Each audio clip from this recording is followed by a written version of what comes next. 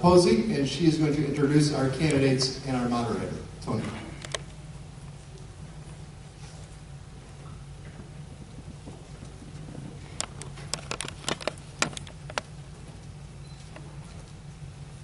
Good evening. Dr. Fred Costello was born and raised in Orlando, Florida. After college and serving as a captain in the U.S. Air Force, Fred moved to Ormond Beach in 1977, where he still practices comprehensive and cosmetic dentistry. Fred and Linda have been married 42 years and have 3 children and 6 grandchildren. Fred considers it an honor to have served his community as mayor of Ormond Beach from 2002 to 2010, and to currently serve as a state representative. Dr. Fred Costello.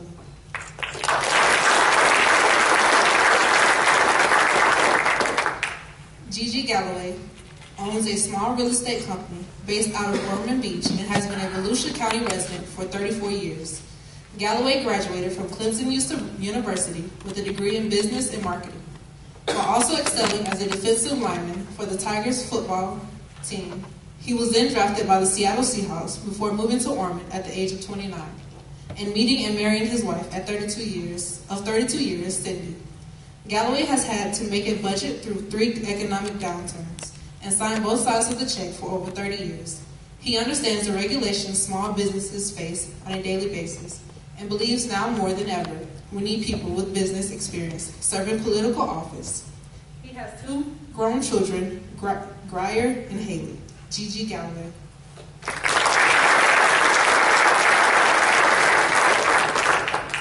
Congressman Rick Keller represented the Central Florida area, including Lake County in the U.S.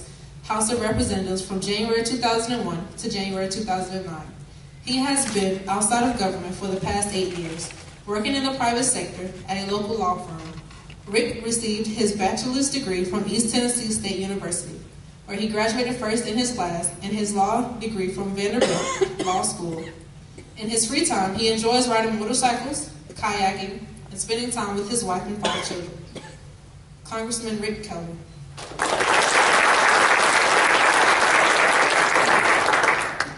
Brandon Patton is a native second-generation Floridian who worked his way through high school and community college at Publix, earned his bachelor's in international affairs from George Washington University, and a master's in international affairs from the London School of Economics.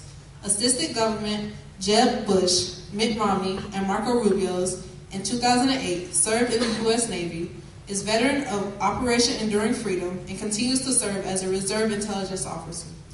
Brandon is a member of the American Legion and the St. John's United Way campaign cabinet. He attends Trinity Episcopal Church in St. Augustine, where he resides. Brandon Patton.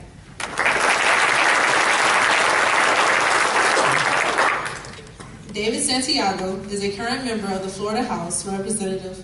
Santiago and his wife, Emma, have been married for 25 years. He is the father of Christina, Gabriella, and David. He is also a grandfather to Matthew. He served 6 years in the Army Reserves and is also a former commissioner to the city of Deltona. David Santiago.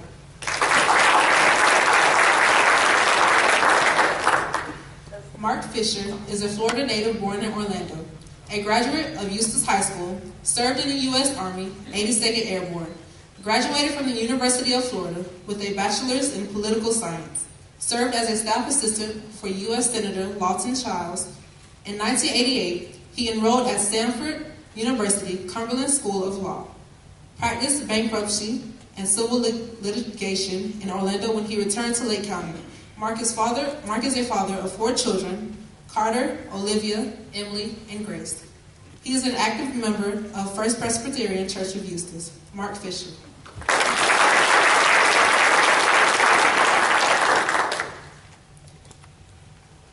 Justin Graybale is running for Congress because he knows he can make a difference and clean up Washington. He is a true conservative willing to stand up to the status quo because career politicians have continued to fail us. Justin knows it is going to take a new generation of conservative leadership to help get our country on the right track. For the past 5 years, Justin served as the Chief of Staff to Congressman Rich Nugent and he is proud to have the Congressman's support. Justin, his wife Jenny, and their 1-year-old son George reside in Marion County. Justin is a member of the Ocala Rotary Club, the Marion County Veterans Council, the Marion County Republican Executive Committee, the Life South Advisory Board, and St. Paul's United Methodist Church. Justin Graydale.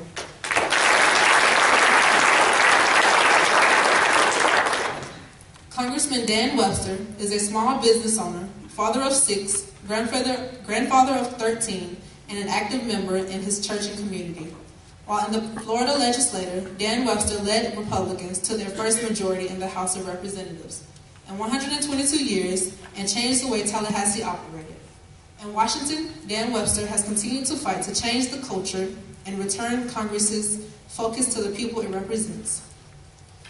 Our moderator for tonight is Walter Price. He is the program director for the North Lake Tea Party and is a Tavarius resident. Thank you.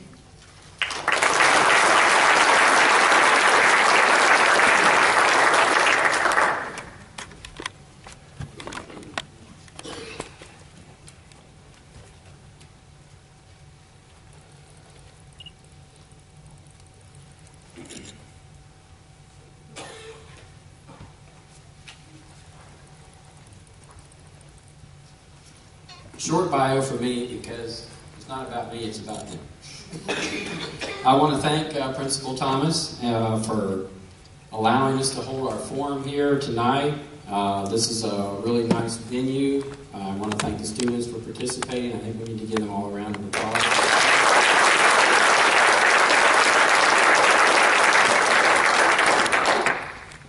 And we are going to quickly pass around some donation buckets, not for us. Any money that you put in there tonight, we are going to donate back to Liberty Baptist, to the school, for their use and for allowing us to hold that here tonight. So we'll be passing those around. And I only have one announcement to make, which is appropriate since we're in church.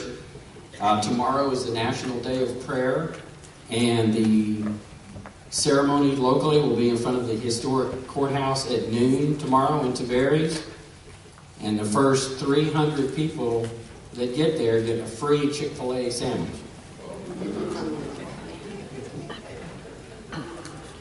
Okay, the format for this evening is going to be, we're going to have each candidate give us a 1-minute opening statement. They'll have 90 seconds to answer each formal question that we have, 30 seconds for follow-up or rebuttal if necessary, and they'll have 60 seconds for closing statements. I know those are kind of short times, but since there's 8 candidates, we want to be able to get through as many questions as we can. Our very talented Carol Knighton is our timekeeper tonight. She's going to hold up paddles for you. When you have 30 seconds left, and then when you have no seconds left, she'll let you know. Okay? Also, we are going to try to squeeze in a few audience questions, not from the microphone and walking around, because typically people end up making statements for 10 minutes instead of asking a question. So if you would like to write out a question, Jer, where'd you go, Jer?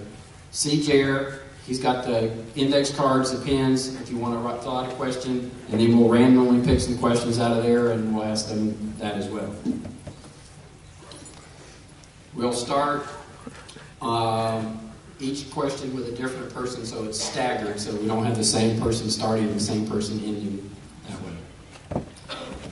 And I'm going to start with Fred Costello on the end. We'll come this way, and I'm going to ask the most general question, which is, why are you running? Oh, yes. I did that last time, too. Did you want one? I sure did. See, I get so excited to get started, you know. Yes. Thank you, Carol. See, I told you she was talented. Everybody gets a 1-minute opening statement. We'll still start with Fred, and we'll come this way. So go ahead, Fred, whenever you're ready. Thank you. Thank you all for being here. To whom much is given, much is expected. I've answered the call the same reason that you guys have answered the call to be here tonight. We care about our country. The 4 things that I've talked about wanting to accomplish are, number 1, restoring our Judeo-Christian values, and I'm not saying that because I'm in church. Look at my website. That's number 1. Number 2 is we've got to have national security improved. Number 3, we've got to have states' rights. And number 4, it's about the debt. I have a history of standing up. I was announced yesterday from Americans for Prosperity as a champion of economic freedom with an A+. Florida League of Cities selected me as a defender of home rule. The best government is the least government closest to the people. I'm the guy that has owned a small multi-million-dollar business, signing the checks on both sides for 35 years. I'm not a career politician. I'm a career dentist that is experienced in local government and state government. I'm ready to go to the federal government and make a difference, and we're going to change the culture of Congress. Thank you for being here.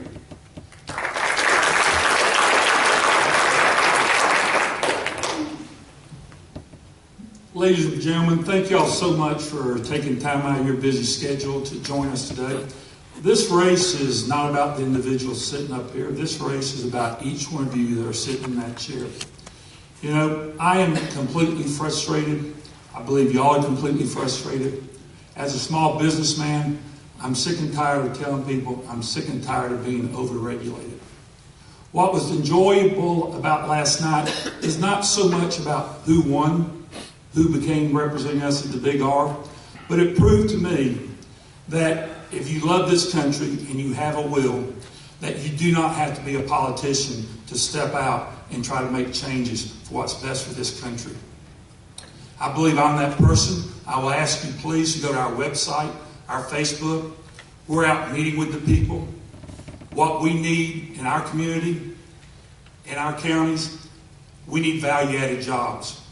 And this is what I've been doing for the last 32 years. I've been recruiting industries to come into our community, and I look forward to meeting with you, explaining to you how we've done that, and my number one goal is to bring value-added jobs to this district. Thank you so much.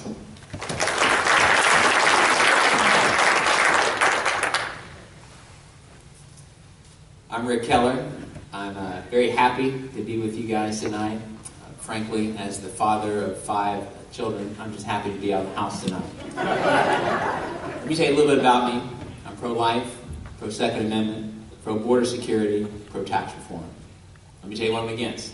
I'm against amnesty, Obamacare, Common Core, and Wall Street bailouts. Now, some people say they're conservative, but once they get up there, they don't always vote that way. I've seen it 100 times. I don't just say it. I believe it. I mean it. And most importantly, I vote that way. I was ranked as the #1 most conservative member of Congress from Florida by National Journal. I have a lifetime of 100% rating from National Right to Life. I have a lifetime rating NRA of A. I'm very honored to be in Lake County. I represented this county, and I'm honored to have the endorsement of Lake County Sheriff Gary Borders and Carrie Baker, and I sure like to earn your support as well.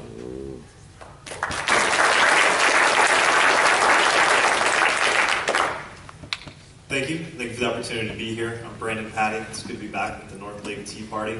Here a couple months ago, I had a great conversation concerning fiscal situation, national security, and the importance of sending those to Washington that are going there to do something and not be somebody. I've got 20 years of experience in business, in the military as a naval intelligence officer, and as a fighter for conservative values and good government. We need to make sure that those that go have that understanding, that grounding, particularly as it comes back to national security, because the threats that we face there are the threats we face here. In today's Congress, 5% of members have served in Operation Enduring Freedom. We need to make sure that those that are making those decisions with the budget, particularly the Armed Services Committee, understand what the priorities are and how we can take care of our men and women that are serving in uniform, in addition to those that have come back, to make sure that the VA takes care of those and give them the care that we promised them as well. Thank you again for the opportunity. I look forward to talking to you for the evening.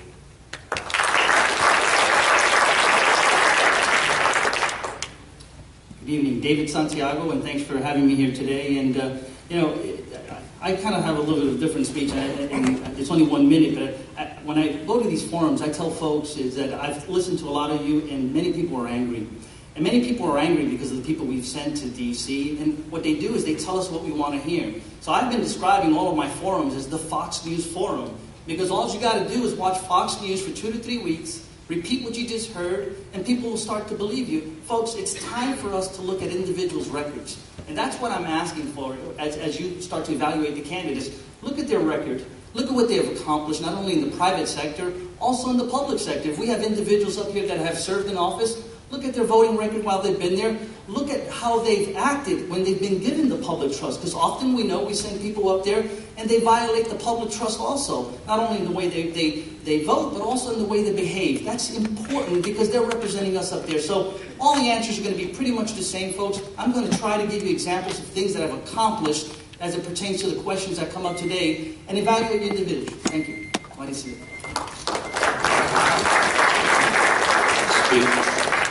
Speak quickly. Mark Fisher. Thank you first to Liberty Baptist and to the other sponsors for the event tonight, and thank you to the audience for being here to give us an opportunity to express ourselves to you. We are all under the delusion that Congress is dysfunctional, and yet each one of us is running for a position in the House of Representatives. I've reached the conclusion that I'm wrong. It's not dysfunctional. I believe that Congress is operating just the way the political party leadership wants it to function. And what you have is a series of people that go up there, many with good intentions, who get put on the hamster wheel and are distracted by the same shiny objects that they then turn around and use to distract the constituents. It's time to change. We need somebody who's going to go up there and get on the well of the House of Representatives and point out everything that's going on. When we have a bad piece of legislation where the Senate has grabbed a piece of House business and hijacked it, that needs to be made public. And you need somebody who's going to be loud and angry about it, and that'll be me.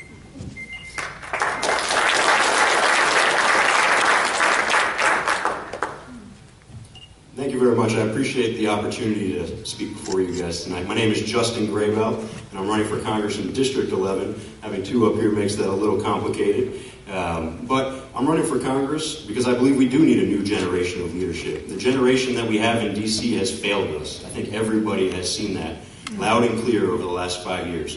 $4 trillion more in debt, nothing to stop the flood of rugged regulations that is inundating business. We need somebody who's going to go up there and actually fight for what they say they're going to do. We don't need any more check-the-box politicians. We have enough of them. Again, look at their records. See what they've done since they've been there. They'll try to act like they had no control over the things that were happening over the last 6 years, when in fact they did. They were elected to represent you. And unfortunately, they haven't done that. It's time for a new generation of leadership. I hope to earn your support here tonight. Remember to vote on August 30th. Thank you.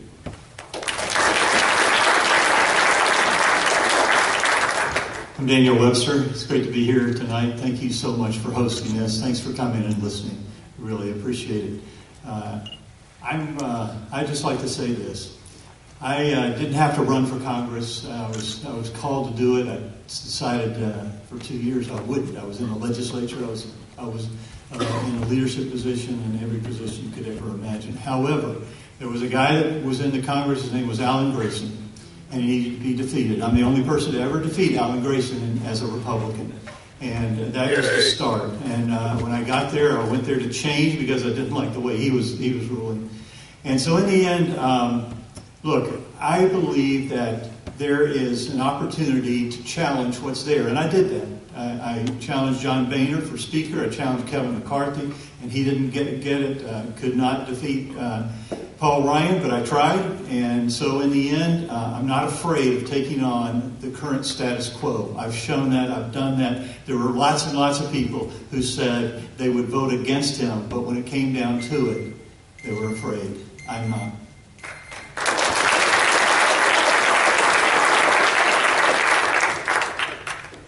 By the way, just so as you know, the new congressional districts that have been drawn up in Lake County, there are now 3 congressional districts.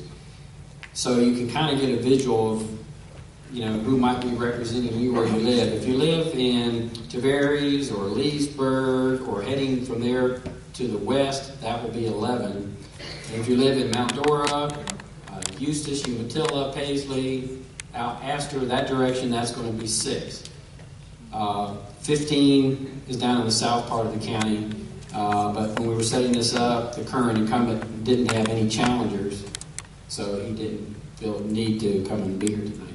So Anyhow, if you really want to find out which district you're in, you can go to the floridahouse.gov. They have an interactive map there, and you can just zoom right down to the street level and see what district you're in. So if you need to know, you can look right there and find out exactly where you are. Okay, now, where we were a minute ago, before I forgot. First question, and this time we'll start with Gigi. Why are you running for this office, and why are you qualified to do so? You know, when you have a small business, and for 32 years, we've had 3 different downturns in the market. Nobody came to bail me out. And for those 32 years, I signed both sides of the check. My partner and I, we had to learn how to work outside the box, be creative, and find a way to find financing for people. In the real estate business, if the banks are not lending money, you're out of work. The difference between my business and somebody else that has a business is I can work a year and a half, 2 years, go to work every day, put 80 hours worth of work in, and if I don't consummate the deal, we don't get paid. So we creatively have to figure out how to make our economy work. The other thing we need is we need those value-added jobs. We've been listening to the people. That's what they want. Don't get me wrong, the Middle East, we have problems with ISIS. But you know what? If we let our military do what they can do, they can handle that. What we need to do is we need to stop the overregulation and get business back to work and bring jobs to our area. Thank you so much.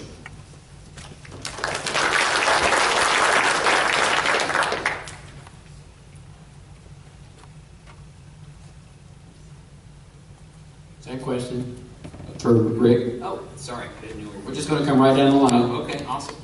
I'm running for Congress because I think Washington is dysfunctional. I think our country's heading in the wrong direction. And I feel like we've been betrayed by the Republican establishment leaders. I'll tell you what I mean.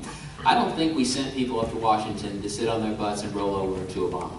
I think we sent them up there to stand up to him, to fight for us, and get us conservative results. And what results have we got? Amnesty, Obamacare, Common Core, Wall Street bailouts. Of course people are ticked off. Of course they want to shake things up. Of course Donald Trump became the nominee today because he's tapped into that. I get it. I know how dysfunctional is there. I've seen it, and it disgusted me. I'll tell you everything you need to know about me and Washington in one vote, and that's the Wall Street bailout. I voted against a $700 billion Wall Street bailout. The whole establishment supported it. The president, Republican leadership in the House, Republican leadership in the Senate, 70% of the Republican senators, half the Republican House members. Is that why they sent us to Washington? Is that important enough to take money out of the paycheck of single moms like my mom? No. Heck no. And I'll be polite because we're in a church. Let me tell you this. I've seen them disconnected too with respect to things like amnesty. That's why I voted against amnesty to get the path to citizenship and other benefits. I think we need someone who's going to go up there and fight for conservative values, has the guts to stand up to the establishment, and is going to fight for us for change.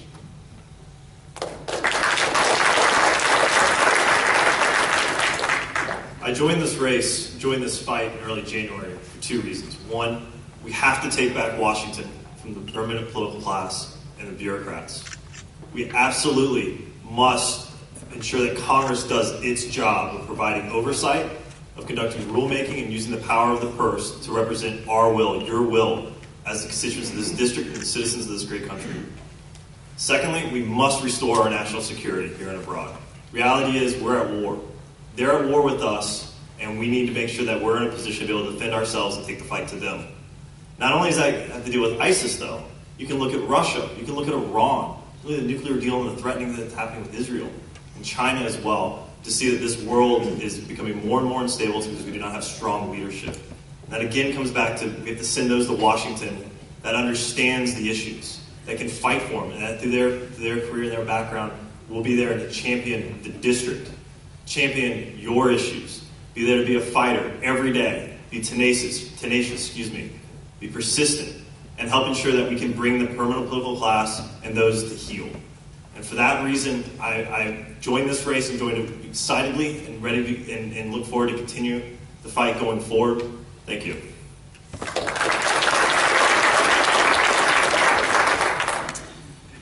Rome is burning. That's how I describe it, folks. I love history, and I like to use that example because I think we're at the crossroads of pretty much being there. You know, Rome fell because of corruption and overspending. They extended themselves too far. And certainly there's a lot of competing priorities in Washington, and we can go through the laundry list, and many candidates will often go through the laundry list to try to pick off one that's important to you. But I believe the biggest crisis that this country is facing is the economic status. 19 million in debt. The interest is just going to overtake us soon. It's unsustainable. Certainly we have to fight ISIS. We have to do all of those things. Very important. But unless we control our spending, we can't do anything else that's so important down the pipeline. I'm in this race because I have a record of accomplishments. You know, we often hear candidates talk about fighting. You're going to hear a lot of that word often today about fighting. It's great to fight. I'm a fighter too. But unless you can get others to believe in your values and to believe in your message and say, come on this ride with me, I have a record of getting others to join the ride and of accomplishments. Because you can't just be a bomb thrower and get nothing done. And guess what? The status quo continues. So that's why as I progress through this race, I urge you. The campaign speeches are great. The talking points are fantastic. Look at the accomplishments of what individuals have done in the private sector, in the public sector. And because the past is going to be the best indicator for you of what someone's going to do in the future. If you behaved improperly while you were in office, and guess what? You're probably going to behave improperly again. If you voted inaccurately,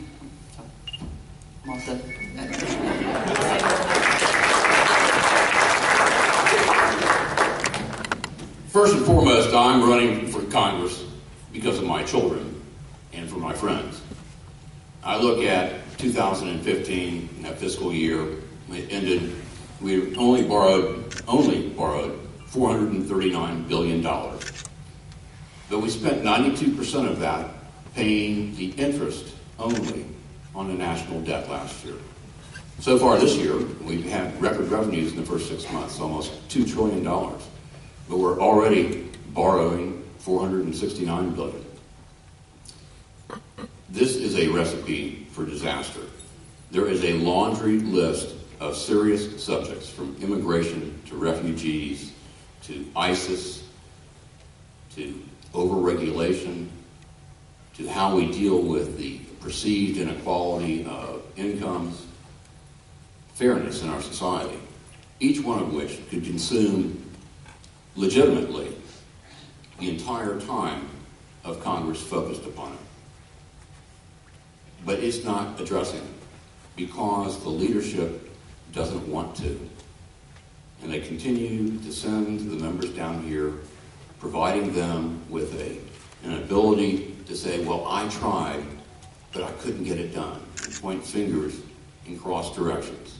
We need somebody to get up there and point out what they're doing and use the procedures that the House rules allow to disrupt their efforts.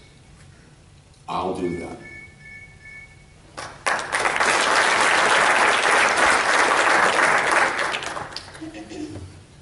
I'm running for Congress for a number of reasons. Most importantly, I care a great deal about the community I've worked in for the last 10 years and the community I live in. I care about our country. One of the things that got me interested in politics originally, in government, and why we do things. I always had a problem growing up. I always asked the question, why? My parents are in the room, and they had to deal with that for more than 18 years now. I'm 34 years old, and I've never stopped asking that question, why? So in 2000, my brother was serving on the USS Colt. And I think we all remember that what happened that October. We lost 17 sailors. Fortunately, my brother made it out alive. By the grace of God, he did. But that's also what changed, I think, the trajectory of my life. That's when I began to ask the question, why? Why does our government do the things it does? Why is the port of Aden strategically important? Why does the Navy allow a ship to drive up to it or sail up to it and blow up right next to it without doing a thing? Why is the president releasing the men who caused those 17 sailors to lose their lives? Why is he releasing them just this past week without a trial, without any type of justice served? That's important. So I've never stopped asking the question why. And as Chief of Staff for Congressman Nugent for the last 5 years, I've gotten to learn how this government works, how leadership works, how the rules of the House work. And what's important in your next member of Congress is knowing how to use those rules to your advantage. Because leadership, the establishment, whatever you want to call them, they don't create those rules. Oh, sorry.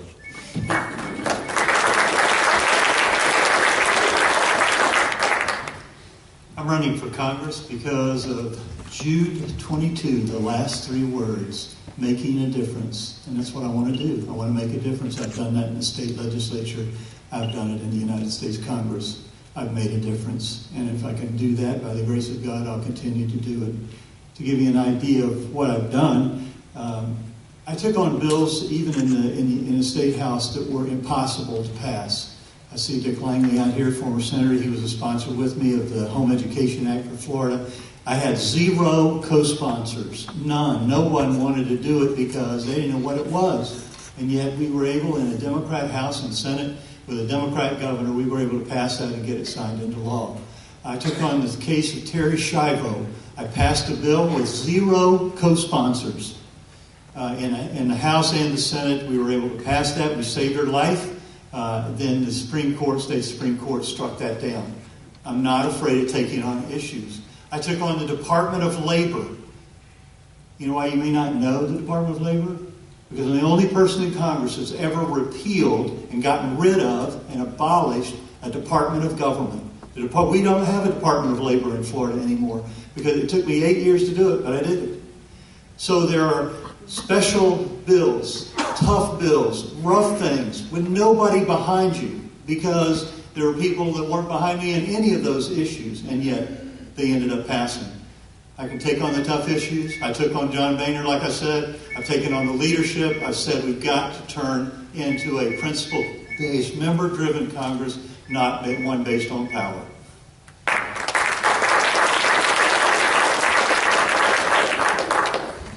I love my country. I love my family. I want to make a difference for them. I love my country so much. Those of you that remember what a draft number is, my draft number was 332. For those of you too young to know what that means, it means I would never be drafted. So when I tell you I was a captain in the Air Force, it's not because I didn't want to be drafted.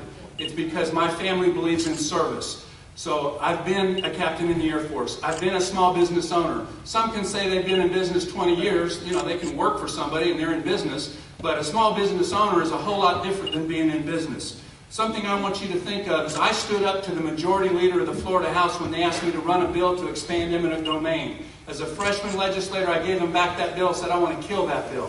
I stood up to our governor, who I support, by the way. I stood up to our governor when he tried to raise your property tax $428 million, the required local effort. I'm the guy that got that stopped. That took a lot of guts to stand up to our governor, and guess what? All 5 of my projects were vetoed. All 5. The only representative I know that all 5 were vetoed. Is that a quid pro quo? I don't know, and I don't care. I saved you $428 million. We need to send people to Washington that don't need a job. I don't need a job. I've got a great practice. I don't need a job, but I'm ready to go because I have a record that shows not only was I the defender of home rule, but I was also the champion of economic freedom. Look it up. Look at all the votes under Americans for Prosperity. Look at why I got an A+. Look at what we want to do in Washington like we did in Tallahassee.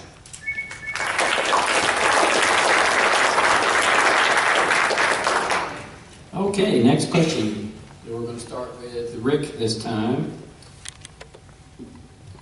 Do you support the First Amendment Defense Act that would prevent the federal government from discriminating against individuals, associations, or businesses such as churches and religious colleges by denying a tax exemption, grant, contract, license, or certification because they believe marriage is the union of one man and one woman? Absolutely. Absolutely. Not even close. I've even co-sponsored legislation that says a minister can stand up in the pulpit and say what he believes. Jesse Jackson does it all the time. Nobody says anything. But God forbid someone stands up like Dr. Dobson or somewhere and says this guy's a good guy. They try to come after him with tax exempt status. I haven't supported, I'll say this on both sides, I haven't supported any special rights for groups. I haven't supported hate crimes or gay marriage or anything. But I will say this too. I think under the Bible we have an obligation to treat everybody with love and respect. And so while I support religious liberty and I'm on that side, I think every person, gay or straight, needs to be treated with kindness and respect.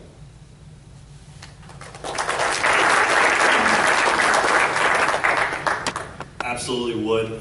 And to build on that, what worries me the most with some of these judicial decisions that have come out, particularly the one last summer, is that it's taking the legislative process and it's mandating it for everyone. And it's opening up the door for religious organizations and for those to be potentially liable and potentially at fault and potentially sued. And that's something that I think that we can't stand for. I think that we must stand for the First Amendment, and we must ensure that those are able to practice their faith and to be able to be able to pursue their dreams, because that's part of what makes America so great. That's part of why I'm so protective of this country, why I joined this race, why it's so important that we stand tall and stand true for the Constitution, for all of them, and to ensure that through it all, we can all continue to pursue our dreams and be able to take advantage of the American dream and ensure that the best days are indeed in front of us. Thank you. Certainly, I agree with all the comments that have been said thus far. It's tough to add anything to that because as I opened here today, I warned you all and said that the answers are pretty much going to be 99% the same. And look at how someone's done in the past. And what I'll add to this is that I worked with Representative Scott Plakin this year, co-sponsored the bill for the Pastor Protection Act. It was a bill we were working on specifically to protect pastors from these particular issues. It was the first step to continue to advance the movement for other areas. So it's definitely important to me to have those protections, and I've acted on that and continue to act on it and will continue to act on it, make sure we protect our rights.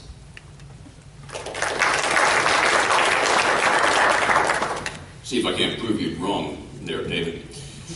I'd call your attention to the Defense of Marriage Act. Oh, I know. But the Defense of Marriage Act was overturned, and so any legislative prescription to try and anticipate a threat to an individual's liberties is a half measure. The real measure sits out here in the chairs that I'm speaking to, and that's you as a community. And at the state level is where you need to be doing this. I am really resistant to the federal government trying to pronounce laws that affect all of American citizens. I mean, I'm a strong subscriber of the belief that states' rights, they're all sovereign nations who only collectively assign some powers to a central government for a limited purpose. And that's what we should be focusing on. If there's a state that feels that this is something that they want to extend greater protections to this class, then that's up for that state to deal with. So although I'm supportive of the concept, I'm only telling you that I don't think it's going to be as successful as you might wish unless you get engaged. And as your congressman, I guarantee you will be engaged, because that's one of the premises of my campaign, is to have special interest interns from the community working with my office.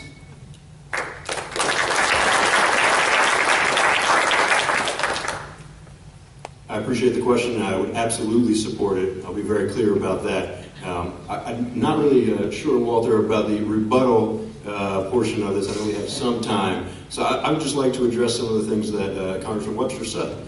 I think it's important to look at somebody's past. We've, I think, all said that here on the stage. So look at their effectiveness. And I'll have to take his word for it in Tallahassee. I'm sure he was very effective. But the bottom line is, since he has gone to Washington, D.C., he has let us down. We've gotten further and further, deeper in debt, $4 trillion since he took over. No stop to the regulations. No stop to this president's out-of-control executive orders. No stop to his out-of-control foreign policy, whether it's ISIS, whether it's an Iran deal, whether it's the deal he cut with Cuba. This Congress has not stepped up. He's had the opportunity to do that, and he hasn't taken it. So what is 2 more years going to get us? I know that was a little off track with the question, because I do support that. I think we're very clear in the first part of it. But somebody's record does matter. When you've had a chance to stand up and fight and you haven't, I think it's time for new blood. It's time for a new generation of leadership. Thank you. Congressman Webster, why don't you take 30 seconds to rebut Justin, and then we'll give you your minute for the question about the First Amendment Defense Act. You ready to time that, Carol? Okay. Well, beauty's in the eye of the beholder.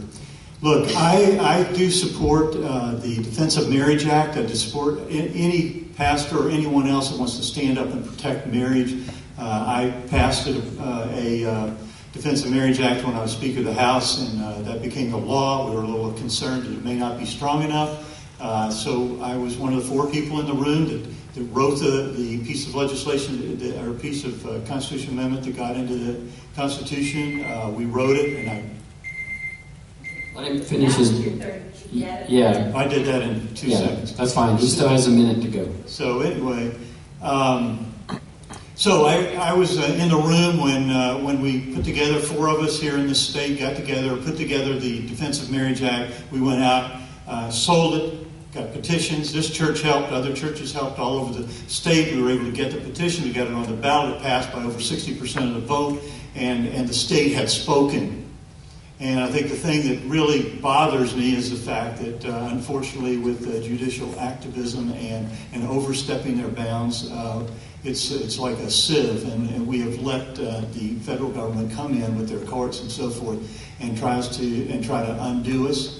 And I'm sad at that, because we need to protect marriage. And I would encourage churches to just adopt another name, call it a covenant.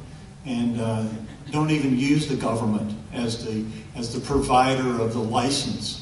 It should be done in the church anyway. It's not really an ordinance of the government. It's an ordinance of the state. I mean, of the church, and that's what we should protect. So, to me, I'm all in. I think it's the right thing, and I'm for protecting as I've done in the past.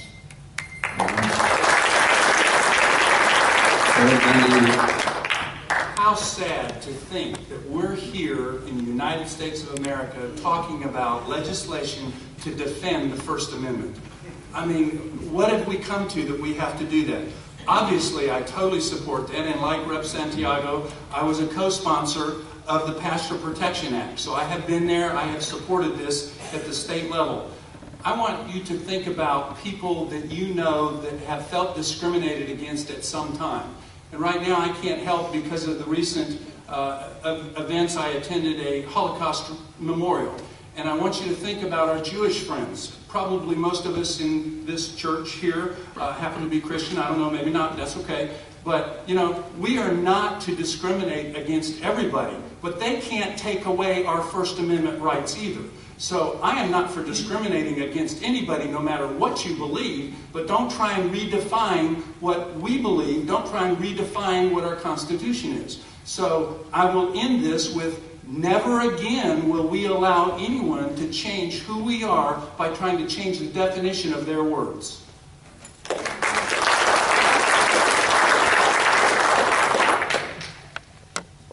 Absolutely, I'm in favor of this, and I tell you what, Fred, I'm kind of with you. What my favorite saying, I'm sick and tired of as a Christian, that when are we going to stand up? As I told y'all earlier, this race is about each one of you sitting out in these seats. And when are we going to start standing up for Christian values? When are we going to start saying, you know, get over the political correctness? There was a time that Lowe's wasn't saying Merry Christmas. You know, it's bad when you have to sit back sometime and think, what do? Say Happy Holidays? It's in God we trust. And I think I was raised in a family, I was raised as a Christian. It's faith, love, and hope for everybody. But we've got to get over this political correctness.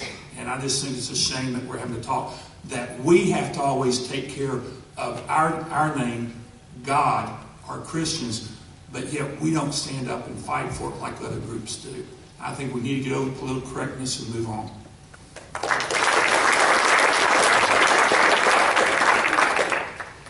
Okay, next question. We're going to start with Brandon. Do you support term limits for U.S. House and Senate members? If so, what would the limits be, and would you sponsor such a bill? Thank you. Absolutely. Today, I signed a pledge to support a constitutional amendment for House and Senate members. Serve no more than 12 years. Now that's the no more than. If we come to an agreement that is less than, I'd support that as well. But no more than 12 years, so we can start getting some churn in DC, so that we can start getting new ideas, new perspectives. Now, this initiative of signing this term limit pledge is part of how I want to be held accountable by this district. I want to be able to lay out clearly on different issues where I am and how you can hold me accountable, because it'll be in writing with my signature. We rolled out one during tax week a couple weeks ago for tax reform. And we rolled out this one with the term limit pledge. So proudly support that, absolutely would fight for it, and think it's absolutely necessary to help restore balance in Washington. Thank you. Certainly, I believe in term limits, and I think that the number 12 years is a good number, and certainly that's up for debate. And at the same time, as I'm going to continue my theme, the answer is the correct one. And doing pledges are great. However, I want to see what people have done, and that's what I encourage you to continue to ask folks as you drill down in these the decision who you want to support, and ask them what they've done to enact change. And I'll tell you what I've done. I've been part of an Article 5 convention working group in the Florida legislature. We started out with about 8 of us, and now we're up to 15, 16 members. We're working on these issues with the other states, and two items that we have on there. One is for a balanced budget amendment to call Article 5 convention for it, because Congress isn't listening, and the second one is to install term limits. Certainly, the term limits one, we believe from a partisan side, is the low-hanging fruit, and the balanced budget is going to be a tougher one. But those are two issues that we're tackling right now. I've been working on this issue for 4 years and sending the resolutions to Congress and traveling and convincing other states that we need to be a part of this process. And right now what we're doing is we're creating the rules to tighten it up to make sure it doesn't get out of control, because I know some have concerns with that. But I've been fighting the fight on this and certainly believe that we need to do it. And one thing I will add before the timer goes off, we need to change it from 2 years to 4 years. The money is crazy in this process. It's corrupting it, and it's out of control. And I'm very angry about it, and certainly it's disgusting. I'll just leave it with that. So the 2-year terms is wrong, and it's just you're campaigning all the time and raising money all the time. That needs to stop.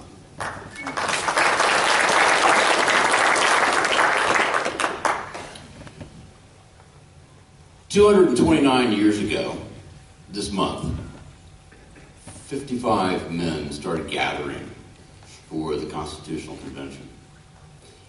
On the first full day after they had a sufficient number of men assembled,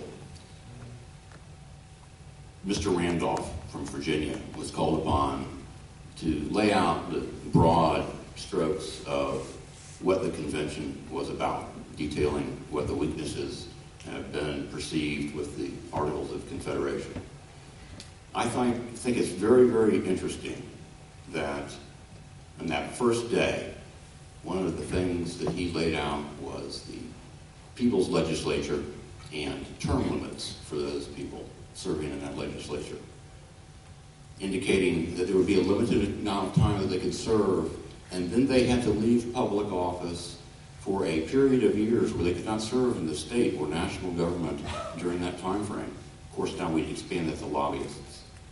Yes, I am for term limits. I like Mr. Randolph's idea. I think that people who are in federal government in the elected capacity need to serve and get out and get back where they can live under the rules and regulations and laws they've passed.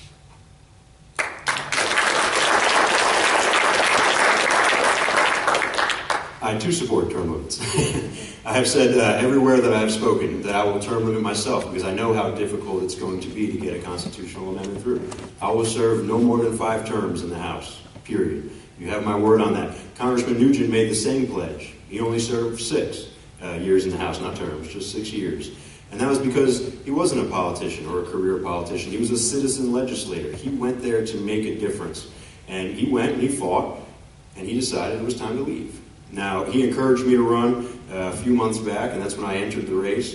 And so I would say I would support a constitutional amendment as well. I've given some thought to it. I think that Mr. Santiago has some good ideas there in increasing the time to 4 for the members of the House. So if you did 3 4-year terms, getting 12 years, and then 2 6-year terms in the Senate, I think that would be fair. I think that's enough time to try to get something done. And if you can't, it's time to go home and give somebody else a chance. That's pretty much all I have to say. Thank you.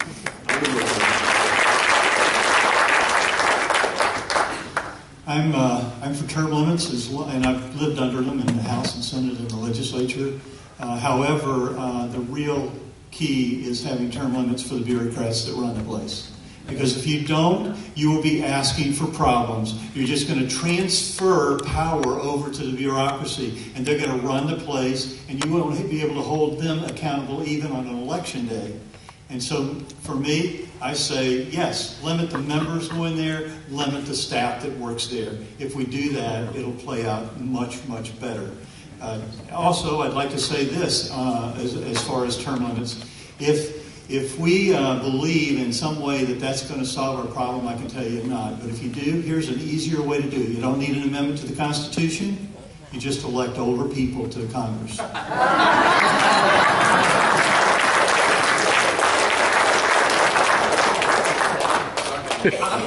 Hang on.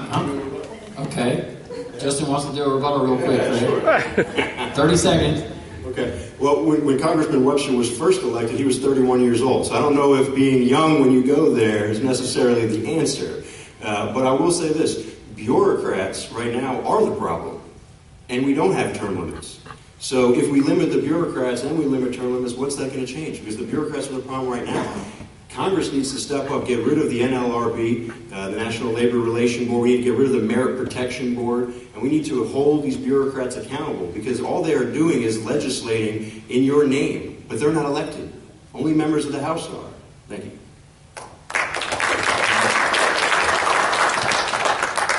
I believe in a citizen legislature. That's the bottom line. I didn't hear some of the folks up here say what their term limits would be. They said they would sponsor or vote for term limits, but if that didn't happen, they didn't say whether they would honor term limits. I have said I will serve a maximum of 8 years. I believe 12 years is the correct number for other people. Let me explain my term limits, the way it works. 12 years total state, House, Senate combined, not 8 and 8. 12 years total federal, not 12 in the House, 12 in the Senate. Total of 12. 1 in the Senate of 6, 3 in the House, 6 in the House, 2 in the Senate, I don't care. If you can't get it done in 12 years, come home, let somebody... There's 330 million people in America. There's more than 535 people smart enough to go up there. So I think 12 is the right number. Something that I want to get you to think about is it's not just about the term limits, it's about what you do in that term. We have to stand up not only to leadership, but we have to be willing to stand up to that staff. Because we're not going to be able to limit that staff to a certain number of terms. I have a record of standing up to staff and saying, I don't care what your institutional memory is, that's not the way I want this done. We've got to have people that are willing to stand up. If you look at my website, electfredcostello.com, you'll see the term limits are there. I'm the first one that said I would limit myself. Now others are doing it. I'm proud of them for doing that. I've said no pensions for elected officials. We shouldn't have pension planning for any elected official at any level of government. I've said no lobbyists. You cannot, after you have served in elected office, you should never be able to be a paid lobbyist.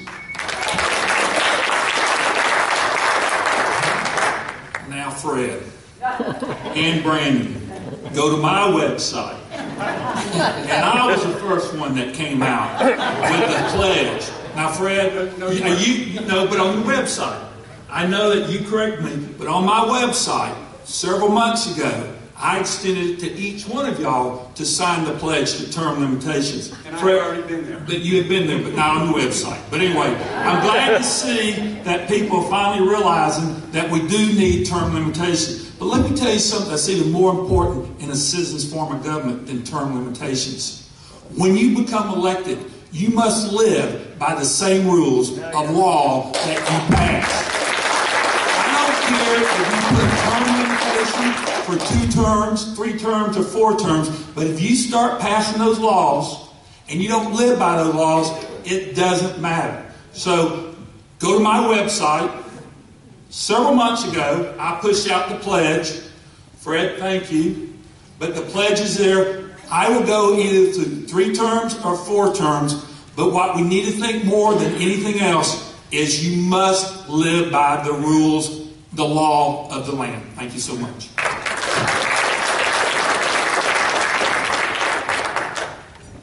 Let me tell you the good thing about term limits and the bad thing. I'm just going to shoot straight with you. There's two really good things. We need some new blood, and that's healthy. The second thing is sometimes an incumbent is so entrenched that you can't get rid of them. And so term limits opens up a seat that otherwise you couldn't pry open.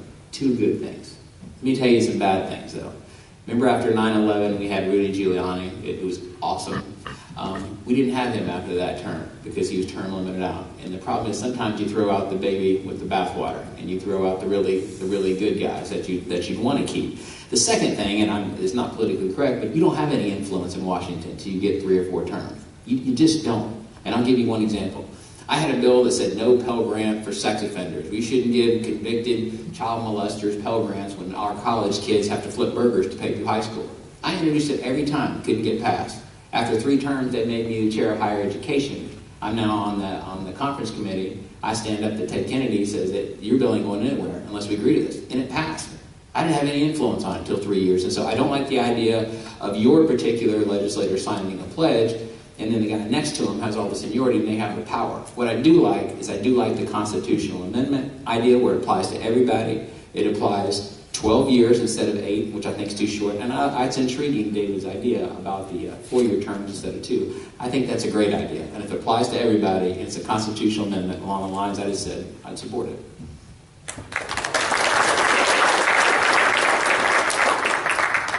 Okay.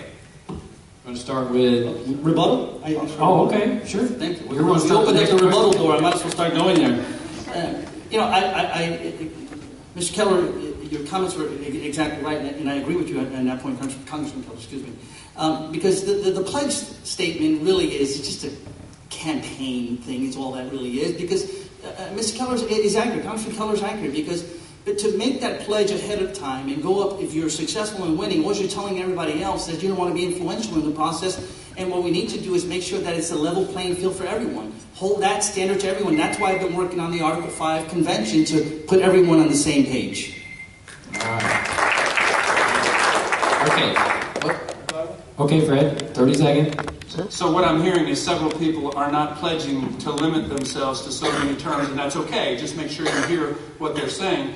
And to complete it, I agree about Mayor Giuliani. I have said term limits for federal, term limits for state. I did not say term limits for local. You're close enough to your local officials. You should be able to vote them in or out with no term limits for local. But state and federal, it's really hard for you to know what they're doing. That's why we need state and federal term limits, but not local. All right. Now we're going to start with David Santiago. Estimates are that 11 million illegal aliens are in the U.S. and that 40% of them entered legally with visas but breached the terms of entry. A portion of Americans want to let them stay and grant them a path to citizenship. Others demand full legal enforcement and deportation of those here illegally, including those with children who were born in the U.S. What is your view on the illegal immigrant issue? Do you favor some sort of process for a legal status? And if so, how would it work, and how would you pay for it? Thank you. Absolutely no amnesty. Zero. First, let me open up with that. And certainly we need to build a wall, but we need to do more than just build a wall. There needs to be additional enforcement, whether it's technology with the monitoring. We need to add more enforcement officers on the border. So it's a combined effort of many things to make sure that our border is secure. I'll add the piece that recently I was asked a question also about people coming into the country and whether we increase our enhance our security measures and from certain countries. And because we live in such open borders around this globe, I believe that we need to enhance the security measures for everyone.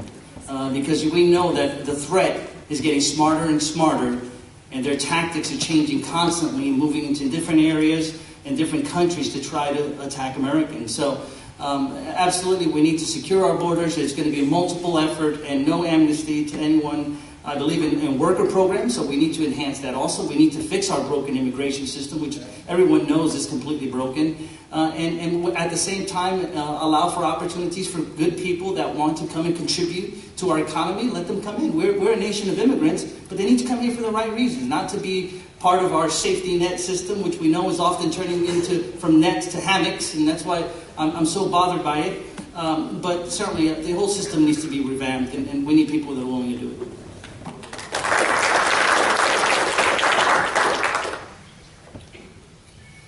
Nothing cries out for more direct action by the people and by Congress than what's happening with immigration. I am opposed to the grant of amnesty. I believe that what President Obama has done there is one of the worst, most obvious, patent acts of misfeasance by an elected official, and that he should be impeached for it. And we should do that even if he's leaving office. My view on it is we don't know how many are there. I was at a conference with Congressman Keller in 2006 at the University of Central Florida, and the number of illegal aliens that was estimated in 2006 was 11 million. Same number today, and we know that that cannot be true. I can tell you I've studied the methodologies they use to calculate that for the last decade. We have no idea. We need to re-implement the 1940 Alien Registration Act, requiring every alien who does not have legal residence in the United States to register within 90 days. If they do not register, they do not get any benefit from any future change in our immigration policy. That part of that would require them to get and carry a credit card size ID card that they would be required to be swiping every week so that we would know exactly where they were. Anybody who came into the United States on a travel visa would have to have one of these cards and also be required to swipe it every week, because 40% of the illegals that come here are ones that came here legally with a visa and then overstayed it and are not in violation of the law. Trust me, nobody here is more opposed to our immigration law in its current format than me, and I will change it.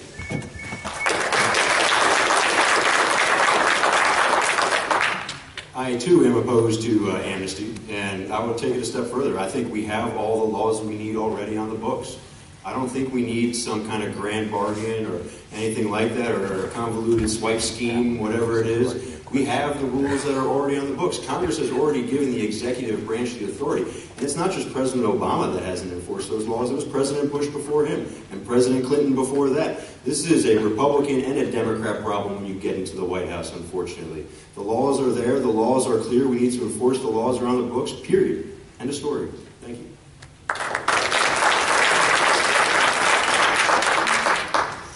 I would say there has to be a step process that we need to work on, because we can't do all of that in one fell swoop. I believe we do need to have a wall, a barrier, but we also need to make one other change, which has not been mentioned, and that is the Department of Interior controls all the federal lands, and the land between the border on Arizona, New Mexico, and California sometimes is 100 miles of federal land north of that border. The Department of Interior, they have the authority to stop anyone from using any kind of vehicle on that land, and they do. The House Representatives have passed a measure several times to say we want to get rid of that, because if you can't patrol it except on foot, it doesn't matter how big or how high the wall is. They bore under it now, if you've read some of the details, and so it doesn't work. We've got to have ability to get to that land with vehicles and patrol it. If we do, we'll secure our borders. If we don't, we won't. And then after that, I think we should first go after the thugs and muggers, thieves, terrorists, all of them, and immediately take action against them. Second of all, I think that we are a nation of law, and in the end, we cannot allow anyone to step ahead of the people who are legally waiting. We have constituent cases that we have where relatives are legally able to come to this country, except for the fact that the immigration is so far behind. And so they can't jump. And we don't want anybody to jump ahead or get ahead. They need to get at the back of the line, go home, figure it out, and come like everybody else does legally.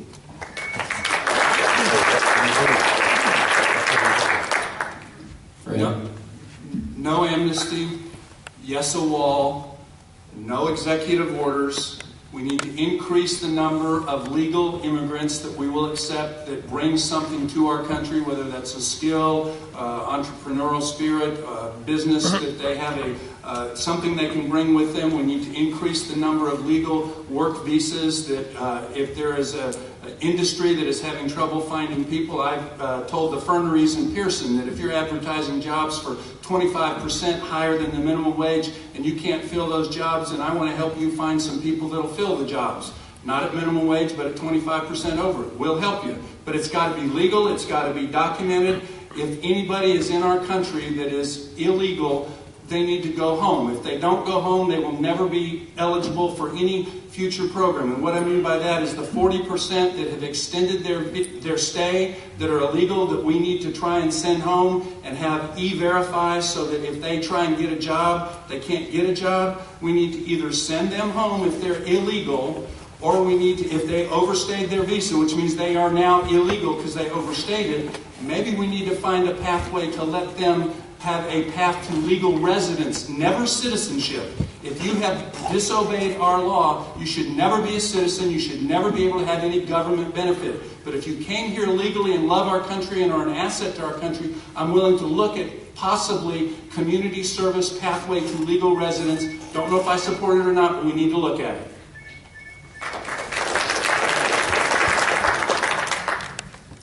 One of the things that we failed to forget, I have a local business person in my community that took 7 years to become a United States citizen and about $32,000. But yet somebody can go to south of Laredo and cross the Rio Grande, and for free, they come and get the same benefits that my family gets, are benefits that we failed to give our soldiers that have lost a leg or an arm. Ladies and gentlemen, it's not 11 million, it's 20 to 30 million. I am totally against amnesty. I find it extremely interesting that the IRS, if you owe them $438, they know every address where they can come collect that $438. But you can't find an illegal immigrant? Really? That is offensive to me and every businessman. The other thing that we must realize is sanctuary cities. Since when do we live in a country we have a double set of laws? You know, we couldn't even pass Kate's law. That young lady who was murdered out in San Francisco, and our Congress did not have the gondolas to pass a bill to kick out an illegal alien, not once, not twice, not 3, but 4 times. We have over 196,000 illegal aliens that are thugs and should be kicked out of this country. And we have about another 175,000 that we can't find to take them to court. It is a crying shame where an illegal alien has more benefits than a U.S. citizen.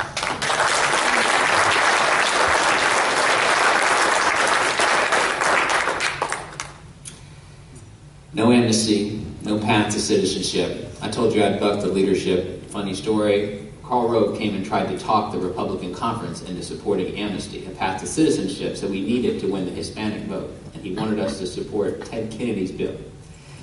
And I said, Karl, and stood up in front of everybody, if you get in bed with Ted Kennedy, you're going to get more than a good night's sleep here. Because we can't support this bill, and you're leading us down the wrong path. Now, I did something unusual for a congressman. I said to myself, I don't know everything. And so I'm just going to personally go to the border. And I spent a week on the Mexican border with the Border Patrol agents. And let me tell you what I saw.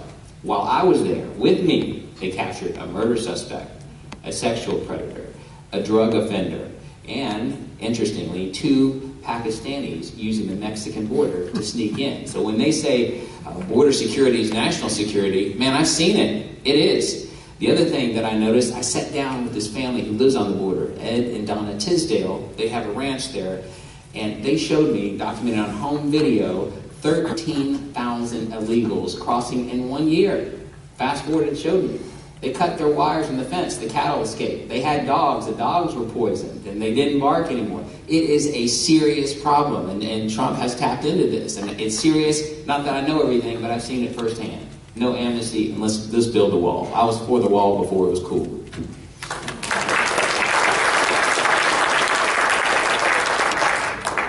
Border security is national security.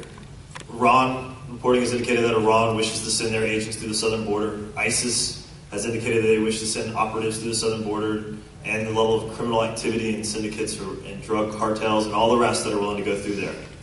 Now, most come up here and just say, build the wall. My campaign, we lay out plans. We lay out what we're going to do. What I would like to do, what I would love to fight for, is to be able to ask the 4 border state governors, those that are on the front lines of this fight, to be able to tell us what they need to secure the border. Let's fund that. Let's secure the border first, and then let's start the conversation there. Once we get that situation solved, because again, voters have long memories. We recognize and remember what happened in 86 and 87 when we gave the amnesty before.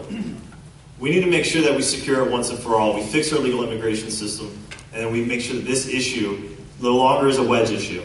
No longer becomes an issue that Democrats use in order to try to alienate Hispanics. That we bring those that are here for free enterprise, that are here in order to take part in our nation of laws, not men, legally. Come here legally, live here with our laws, and with that, this issue can finally be put to rest. Thank you.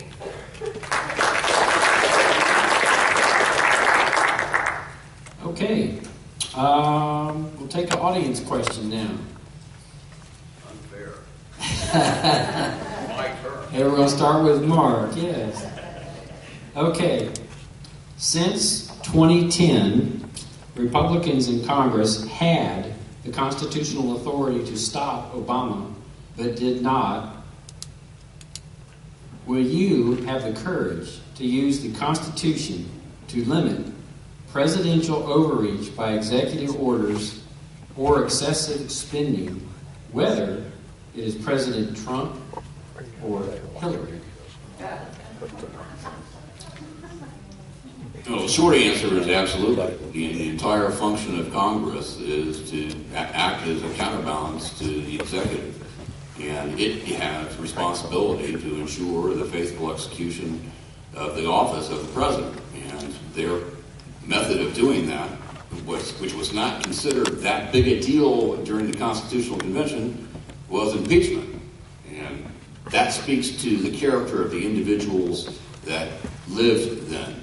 They were virtuous individuals whose own self-respect was more important than their own lives. This is why they would duel over insults, is because their integrity could not be questioned. That means we have to put people in the office that have those values. And until those people occupy that office, then Congress has an obligation to impeach them, because that was viewed as being a fairly simple task that should be done. And it was only because we had such a long string of virtuous individuals, by and large, who were honorable people, who upheld both the spirit and word of their commissions as president, that it was not necessary to impeach. And the impeachment process thereby became rare and elevated in people's minds as being something severe. I'm all for impeaching whatever president it is, including the one that's leaving the office soon.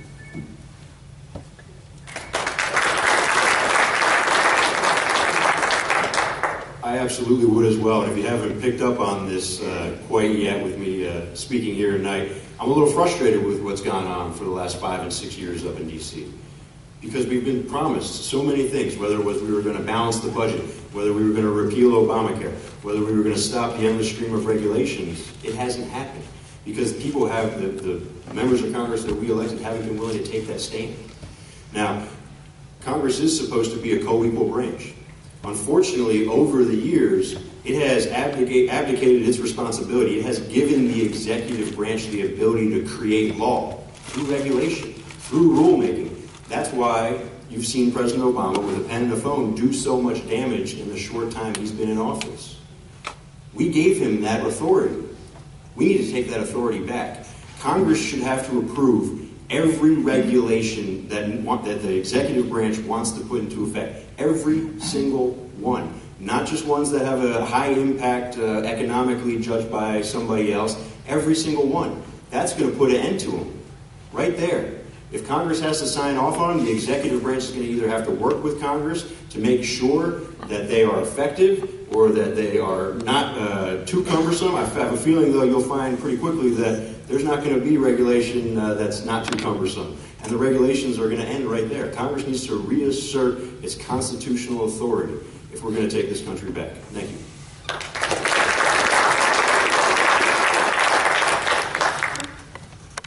About a year ago, I recommended to the leadership to sue the president over his overreach when he took out his pen and whatever else he had, a phone. And in the end, we did that. I wanted to use a writ of quo warranto, which says, by what authority are you doing this? I used that in the state Senate and House. We were able to stop Governor Christ, who signed a contract, and he didn't have with the Indians, but he didn't have the authority to do that. So we got a writ of quo warranto, and he was the contract was voided. Same here. I explained that to the lawyers that were there that we hired, and they were going to do it, and they were going to go forward. Unfortunately, their law firm was pressed by the president, saying you'll never do business in this town while I'm here if you stay. So we lost two different sets of law firms, but then finally we came up with one. And for the first time in probably 100 years since these cases were filed by the Congress in this federal court, we were actually given standing. There have been 40, 50, 60 members of Congress go forward and tried to sue the president for overreach in different cases many, many years ago up until today. But in this particular case, the way we handled it and the way we used it, we were able to get standing. We have standing. I think we're going to win that case, and we're going to stop him. Okay, so it didn't happen the next day. Sometimes it takes a while. But at least we acted, and it's going to take place. And every president from that point forward is going to know where the line is between the executive and the legislative branch.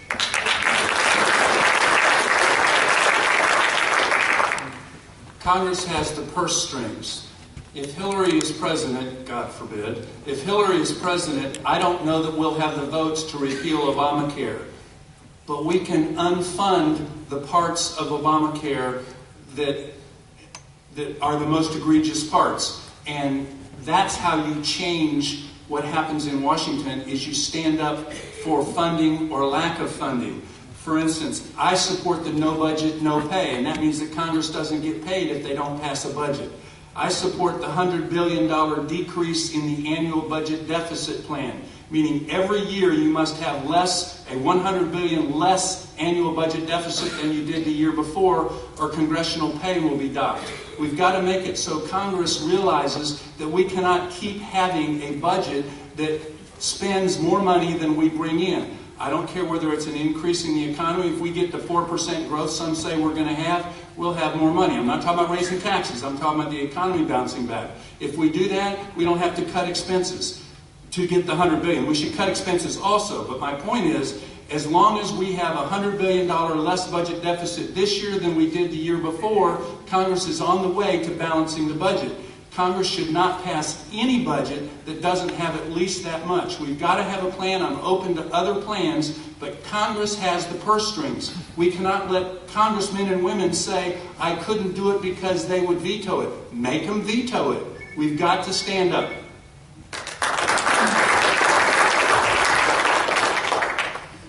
A few years ago, Obama said, Congress, if you don't pass it, the stroke of the pen will.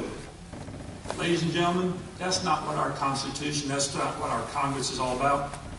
Joe, would you please stand up? Joe's one of my campaign manager. That's who's running Congress right now, a 27-year-old freshly graduated college student who's writing these white papers, and we're becoming a fourth arm of government called the bureaucratic arm of government. And what they're allowing us to do, or what Congress is not doing and stopping, is by strokes of pens or rules, we're letting young people who have never worked in the professional field make regulations. I'm going to give you 2 regulations that the stroke of pen is affecting me and my business. One is RESPA. Now you get a closing statement. If that closing statement is off by 30 cents, you got to wait 3 days and go back and get a new closing statement. What does that mean to you? Well, your bank might only have that loan commitment to the day at 5 o'clock. You lose your loan commitment over 30 seconds. The next thing is, I'm an independent contractor. And the rule under independent contractors they're trying to change that and make all real estate agents become employees. That is wrong. It is a stroke of a pen. It is rule. And Congress must have, you know what? They must have these and get up there and stop that. Thank you.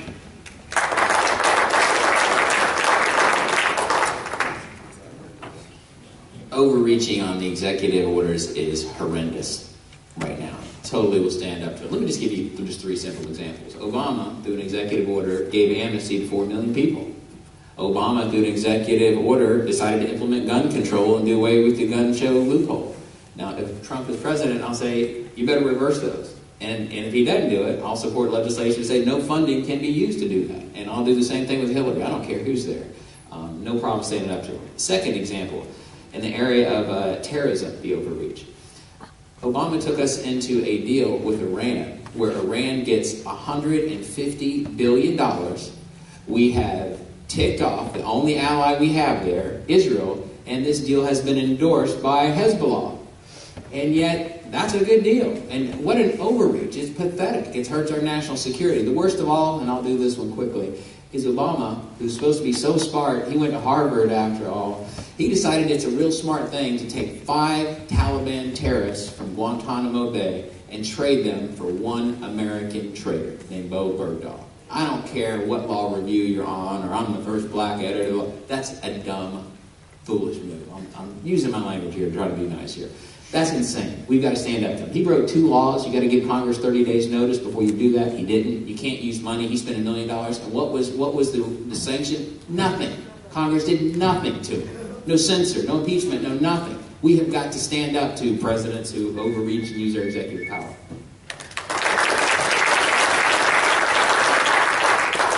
So when I joined the Navy in 2008, raised my right hand, swore to protect and defend the Constitution of the United States of America. The Constitution clearly lays out what responsibilities there are, and it's important for Congress to do its job of reining in the executive branch and reining in this overreach. Now, no matter whom is president, if it's our party or otherwise, we need to make sure that the executive branch is restrained. And that's why I think it's, again, so important that we send those to Washington that are going there with that understanding, that are going to go there to champion the district, that are going to take their marching orders from here. They're going to take their marching orders from their home, that are going to go there to protect and defend the Constitution, and that are going to fight to ensure that this country continues and that its best days are ahead of it. Thank you. Well, I think it's safe to say that executive orders have been abused for several years. It's something of practice when it was started, and it just continued to get worse and worse and worse, and more presidents participated in the practice. And what we really need to do is, it's gone to surface right now. Obviously, I'm guessing this room is filled with Republicans, because we certainly are opposed to what's happening today, right? But I think the real issue needs to be is how do we find a way to eliminate it? And I know you gave us a great history lesson as to why it was in place and because of the honor of the individuals. But I think we're been past that quite a bit. And so the practice needs to be eliminated. And, we have branches of government that need to work together or sometimes check each other. So we need to make sure we instill that process back and find a way to eliminate executive orders for all. We can't just fight it when there's someone that we oppose that is executing it. It just needs to be a practice completely abolished. Thank you.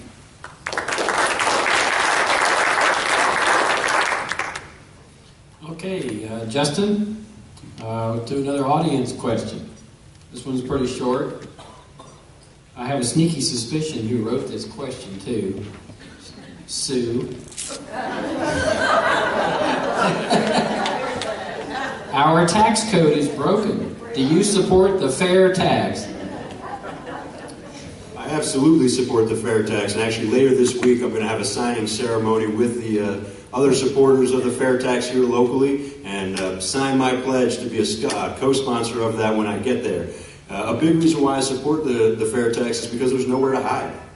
Right now we have money, whether it's overseas, or whether it's offshore, or whether you've read the Panama Papers, or whether you're a drug dealer, or whether you're doing just something illegally and you're trying to avoid paying taxes, you can do it right now. But if you have to pay taxes at the point of sale, you can no longer get away with that. So no matter who you are, you're going to pay a tax. And I think that's important, because it needs to be leveled across the board. Everybody should have to be paying into the system, not just the folks, unfortunately, who can't afford a good CPA and lawyer to hide things from the federal government. So the fair tax, I think, is fair. I absolutely would support it. And I think a step in that right direction, because it's going to be difficult to get through, let's be honest. There are not very many, unfortunately, not many sponsors in D.C., right now. But I think a good step in the right direction is simplification. Let's simplify the tax code as a step towards implementing the fair tax. Let's make it simpler and let's make it fair. Unfortunately, again, a common theme with me. This Congress that's been there now for the last 6 years has promised simplification. Yet we haven't seen one bill come to the floor. President Obama has only vetoed 9 bills since he came into office. That's fewer than the last 8 presidents. 9 bills. They haven't put any pressure on him. Thank you.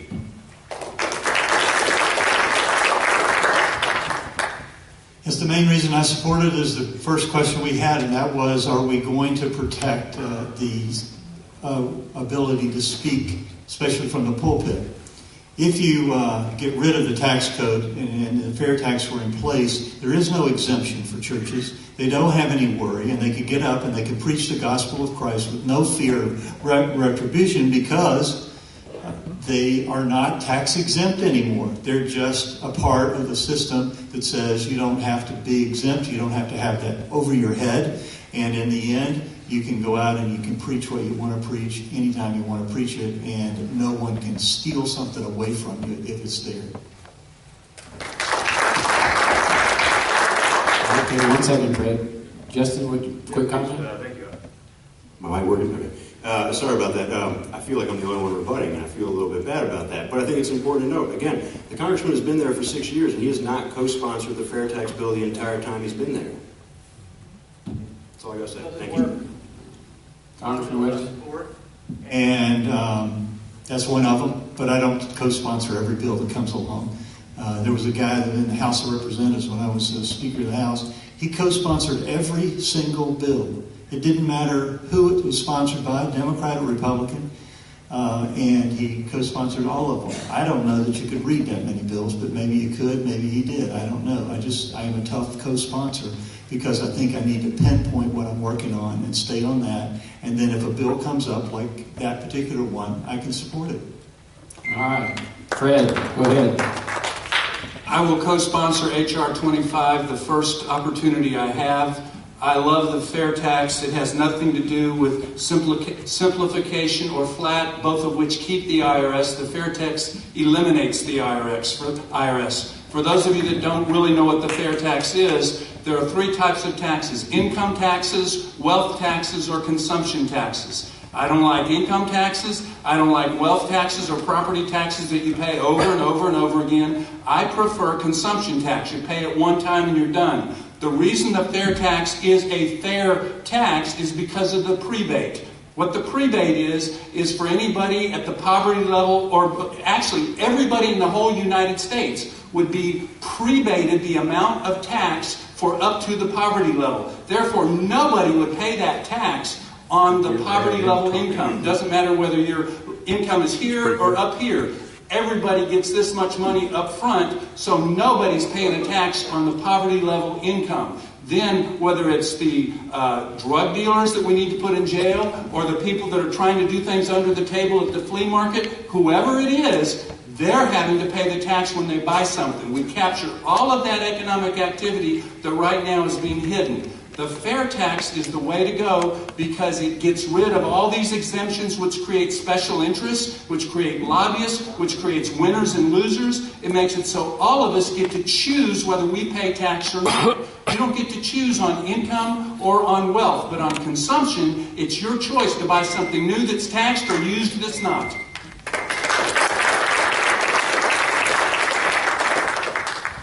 Fridays with Gigi, go to Facebook/Galloway for Congress. The IRS code is a 76,000-page document that can really fit in that book. Fair tax is the way to go. It's not going to happen overnight. But we need to do something today and tomorrow. Our industries are leaving greatly. Burger King went to Canada. Nabisco's gone to Mexico. Carrier gone to Mexico. Now, some might say it's cheaper labor, but let me tell you what it is. Out of 11 industrialized countries, our corporate tax is 38%. With one stroke of the pen, Mr. President, you can change that. Let's get it down where it should be and be competitive. Thank you very much.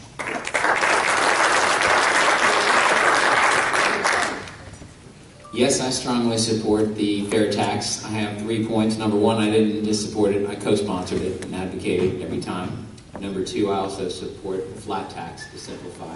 And number three, if we can't get either one of those, I support tax reform to dramatically lower that 76,000 page code and also lower the rates from 40 down to 25.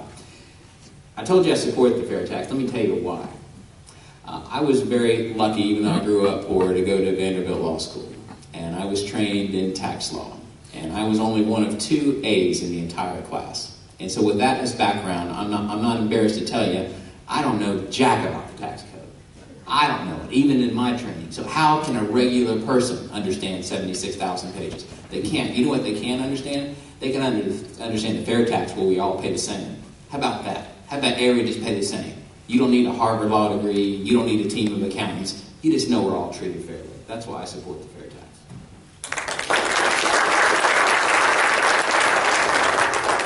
If we were starting over, consumption-based tax, fair tax would be perfect.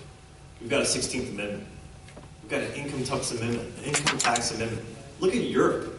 They've got income tax and they have a VAT tax. So God forbid we allow Washington politicians and bureaucrats to have the authority to be able to raise a VAT tax, a consumption tax on us, plus an income tax. That worries me. That worries me. And that's why I think as we continue to go forward and we reform taxes, that we make it flatter, fairer, simpler. Sure, absolutely. But this is also a very key issue for a contrast between those that are willing to say anything to get elected. Not get into the hood, but support it because it's popular. Not be able to debate the ideas and be able to lay out a plan and help lead and help get our principles, our ideas into government.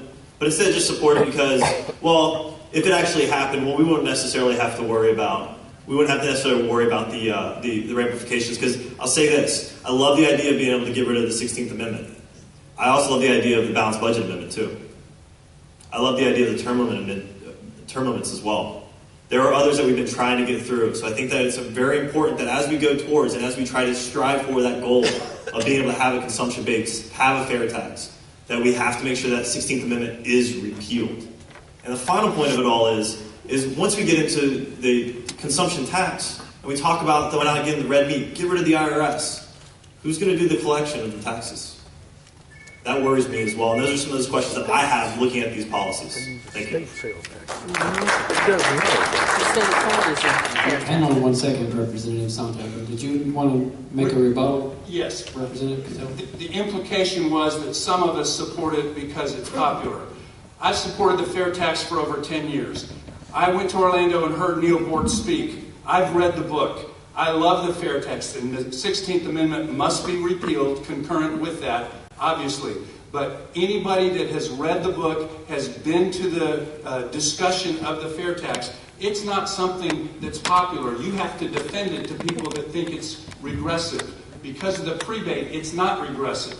We need people to stand up and say, we're going to support the fair tax and get it done.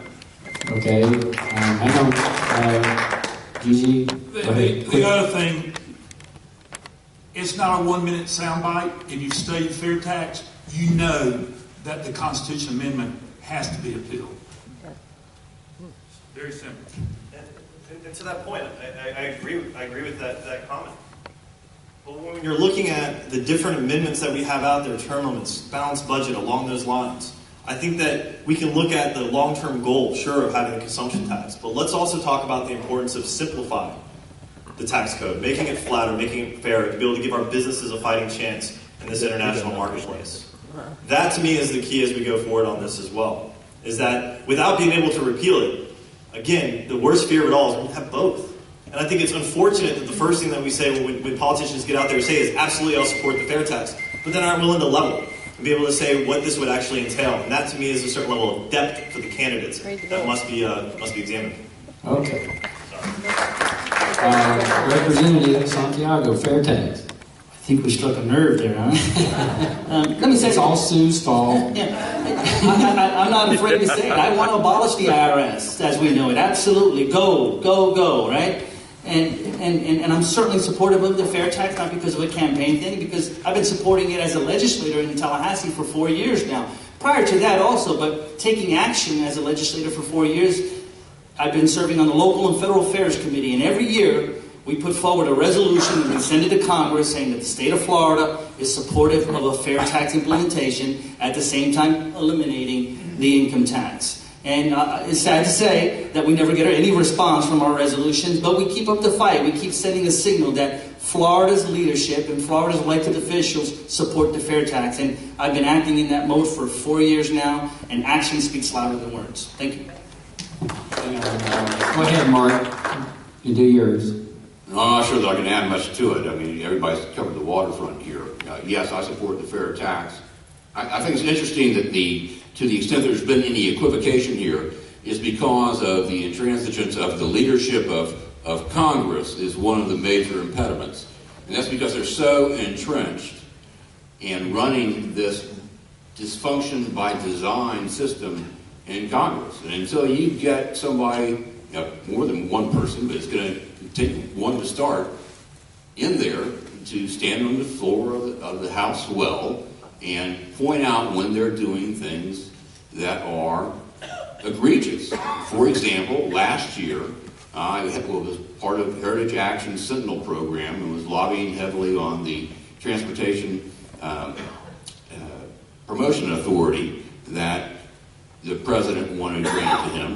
He hadn't had it for the last 6 years, and it was a two-part measure, the TPA and the TAA.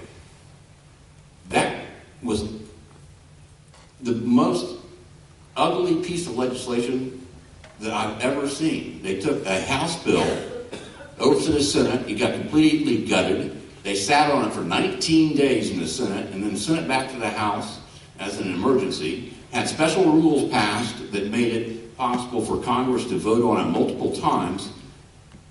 And then when it still failed, they broke their own rules to bring it back again. Exactly the same way they did Obamacare. But Congressman Webster wouldn't get on the floor of the House of the Senate, of the House of Representatives, and make the case that this should not happen. All right, Mark. Congressman Webster, you were just mentioned. Do you want to rebut? Oh, sure. Look, I took on John Boehner, Speaker. When everybody was in the chamber, there were people that were one by one standing up and saying, John Boehner, John Boehner, John Boehner. I had a group of courageous people who stuck with me, which stood up and said, somebody else, Daniel Webster. It caused a great stir among us. And so when those issues came up, we did the same thing, but we battled in these conferences that we have and saying this is the worst piece of legislation we had. And so I did stand up. I stood up when it was really tough. Okay. Let's relay. We're getting kind of late here in the evening, so we'll go ahead and go with our closing statements. And we'll start in the opposite end. So we'll start with Congressman Webster, and we'll work our way down to Representative Costello. So, Congressman Webster, give us your closing 60 seconds.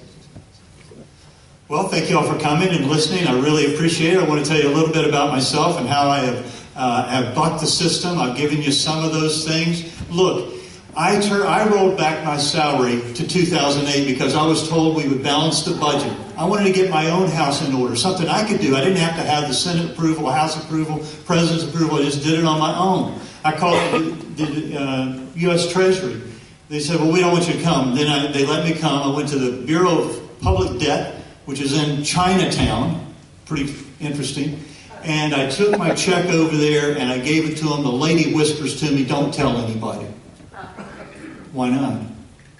Well, we don't have the ability to allow a bunch of congressmen to come over here to pay down the debt. I said, I'm going to tell them, but they won't come. So there was no one else that came. I was the only one. I went back and told them. One guy said I should do that, but he didn't. All I can tell you is that's one after another. I took the money we're given to run our offices, and I saved 30% of that. Over these 5 years, I've turned back $2 million. If every member of Congress, which had done that, it would have been $1.5 billion that could have been turned back. It didn't happen. So I believe getting our own house in order first. That's the kind of person I am. I challenge when I need to challenge. Thank you so much.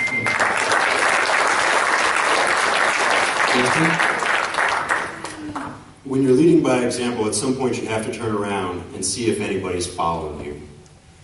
So it's great to do things by leading by example, but if nobody's following you, what are you really doing? So I'm running for Congress because I'm fed up with the last 5 and 6 years. I'm fed up with the empty promises. I hope everybody in this room is too. I hope you guys are willing to fight. I hope you're willing to take this country back. And I hope you're willing to hold your next member of Congress accountable for their actions when they get there. Because words are no longer good enough. The rubber has to hit the road. Action needs to be taken. And as your next member of Congress, I plan to take that action. I plan to follow through on the promises I made here tonight. And I hope to earn your vote. Thank you.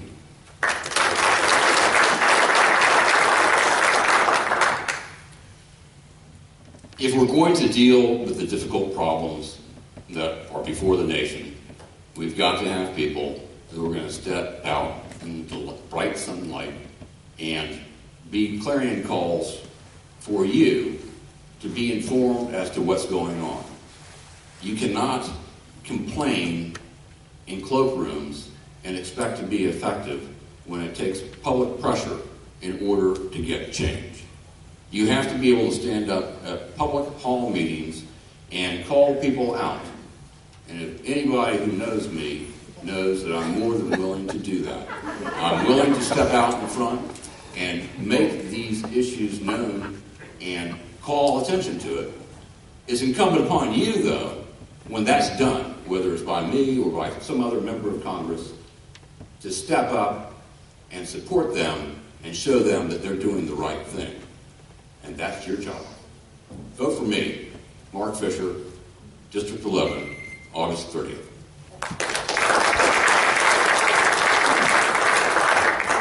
Thank you. And thank you, folks, for staying out with us so late here tonight. And, folks, I've been knocking on plenty of doors, especially in Lake County recently. We're going to continue to focus it over this next several weeks, and hopefully we'll knock on some of your doors. And I can tell you people are angry. And that's the sentiment out there, angry. And when I talk to folks and explain in more detail, and we're angry mostly because the same things just keep happening over and over and over again. If we keep allowing people to do the same thing and pander to us and give us the answers we want to hear, the same status quo will continue. Now, I don't know the men to my left, I haven't researched the record, but I can tell you I'm very comfortable with my record against my opponents. I have a record of getting things done. I have a record of behaving in office and holding up the honor to your respect of being a representative. I've behaved properly up there. And I like to come back to my district and see everyone eye to eye and say, I'm fighting for you. And so we hear the answers we want to hear often up here. I encourage you to look at everyone's record, see what they've accomplished. Some nothing. Others have been successful. I believe I've been successful, and you'd be proud to have me as your representative in Congress. Thank you. First, I'd like to thank the Republican women and the Tea Party for hosting this event again. This is a great forum and opportunity to see the differences between us. I would like to let y'all in on a little secret. By 2033, the federal budget will only be able to cover Medicare, Medicaid, Social Security, and service on the debt. That's it. We would be bankrupt. Now, that's government on autopilot. That means that if we keep sending those to Washington that are going to do nothing, that are not going there to lead, to serve, to be able to lay out their agenda and fight for you every day, we go off the cliff. I know that the reason why y'all are here is the same reason I am. I'm very protective of this country. I'm very proud to be an American. I'm very grateful to have had every opportunity I've had and be able to fight for. And I hope to be able to fight for you, to be able to take back Washington, to be able to restore our national security, be able to completely decimate ISIS, be able to put Russia in check, keep them from doing barrel rolls over our other planes, be able to put China in check as well, and ensure that our best days are in front of us. But again, it's going to require that we send those that are going there to do something and not be somebody. Thank you.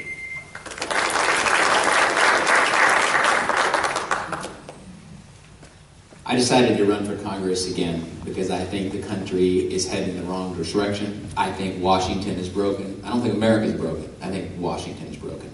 And as someone who's represented Lake County more than anybody for a longer period of time on this stage, I can tell you there's three things that we need. Number one, we need somebody who's conservative.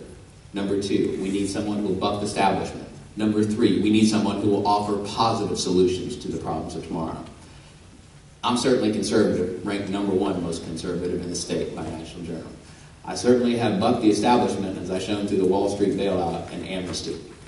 I'm certainly someone who is willing to fight for you and offer positive solutions. On my website, I want to build a wall. I want to pass a balanced budget amendment. And I want to completely destroy ISIS.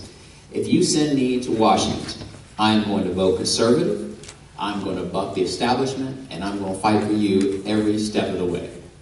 Always have, always will.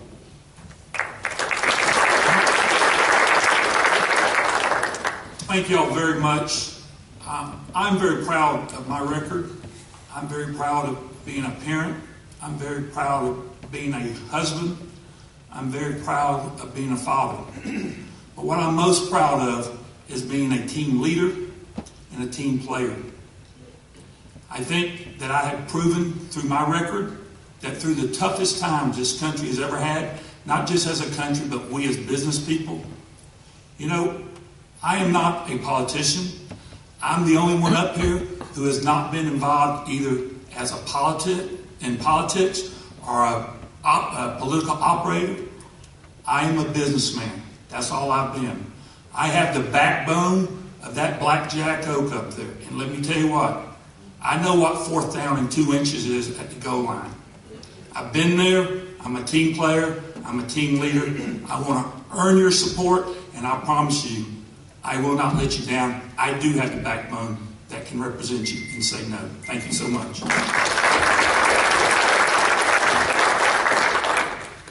Who am I? Like you, I live for an audience of one. You all know what that means. In 2011, I voted to cut $6 billion out of Florida's budget. That was not comfortable. There were protests outside my dental office. My partner was not pleased, but it had to be done. I'm NRA A-rated. Right to life, I have 2 adopted children. There's nobody more pro-life than I am. One of them was to be aborted. We said no, we adopted her. I am the defender of home rule from the Florida League of Cities. The Americans for Prosperity called me the champion of economic freedom. I stood up to our governor and saved Florida taxpayers $428 million. I am the guy that wants to reform Congress just like we worked to reform the Florida House when the Florida House went astray and was going to pass that $428 million tax increase. Tomorrow is the National Day of Prayer. We need to pray not only for our nation, but all of our leaders. Not just all of us, and yes, please pray for all of us, but we need to change our nation, and the way it's going to happen is when the faith community rises up and says enough. Please see Jared on the way out. He's got some material for you. Thank you.